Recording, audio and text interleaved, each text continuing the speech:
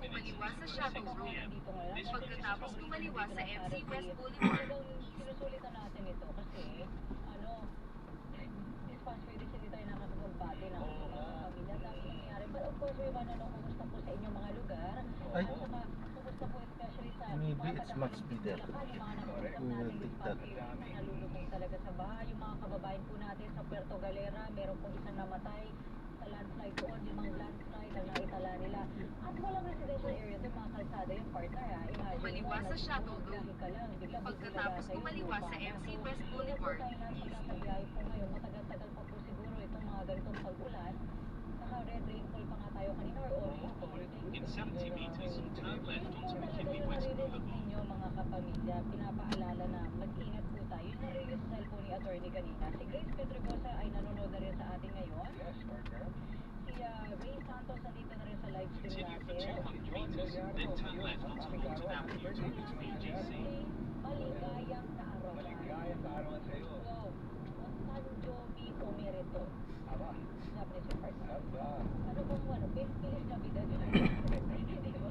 Feliz cumpleaños. Ayun, no? Inisip ko eh. Pag kasi Vermont siya partner. In 100 meters, turn left at the traffic light. Sige, teka, may nabasa pa pa dito. Marvin Riabad, nandun sa taas. In 60 meters, turn left at the traffic light. Teka, Precipitic daw, Sir Gary. Hindi ko rin alam. ano naman sa mga... Paka-research mo yan. O si Joya de Ate sabi Omedito, sabi niya. Japanese yun. Sino pa bumanag dito? Si Manny Lindoria, nandyan din. Dami natin na-miss. Ang bilis kasi si Enrique Hilario from Tarlac, nakikinig daw sila.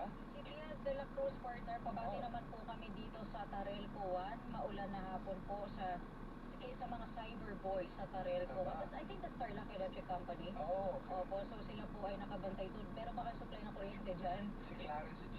Jams, napapawaw. Si Miles 6420 from, Alcobar, Kingdom of Saudi Arabia. Si Malu Gakat, Ohio, sabi niya, good morning or hello, sabi niya in Japanese. Ohio, kala ko Ohio yun. Inventory control, si Abby Manalo from Mandaluyong, Quezon City ay nandyan rin. Sino naman dito? Si Shima Mapon, maulan at mabahang hapon po. Taga saan ka? Gusto nating malaman saan yung mga binabaha pa rin po hanggang ngayon. Josh Kyle Edic Official, nagbabalik rin. Pag-greet daw po si PJ Gakad, ang kanya pong nephew. Si Shanet 27, nandito na rin. Hello, hello. Oo. Sino po ba mga nandito? Jay Capiral. Oh, shoutout mula sa San Jose, Tarlac. Ay, taga Tarlac po ako. Aba. Doon ako pinanganak. So, hello po sa inyo. Okay, pa-shoutout din si Enrique Kay, Ipining, Neil Gian, Belisario po. O si Snow Riejo, marhay na hapon po. Ingat po tayo lahat dito po sa Donsol, Sorsogon. Makulimlim po ang panahon ngayon at may minsanang malakas ang pagbagsak ng ulan. Ingat po kayo dyan at saka po kung hindi po kailangan lumabas siguro po kayo maglalabas para po tayo ay ligtas. Ligtas dapat, sabi ni Ariel. Dito sa likod ko, kailangan na daw natin mag-wrap up ngayon kapag nagpaparamdam na sila sa likod. Hindi nyo lang po nakikita mga kapamilya, pero tatlong lalaki po nasa likod ko ngayon. Lahat gwapo. Sinasabi sa akin.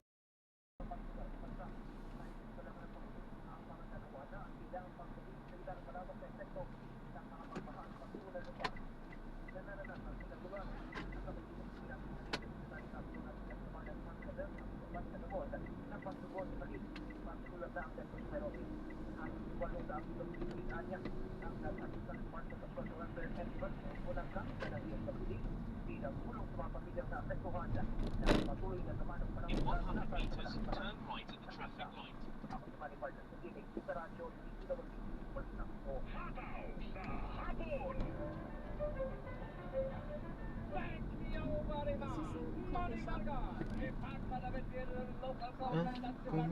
Ay, okay.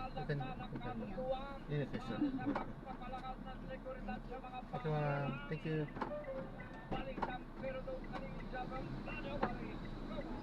Nakatakdang pumirma sa isang kasunduan ang Department of the Interior and Local Government o DILG at ang Department of Education at DepEd para mapalakas ang seguridad sa loob ng mga paaralan sa ating bansa. Ayun, sunod na natin sila. Pinapaikot pa tayo nito. Nakita na niya yung bababaan niya. Bumaba ko siya.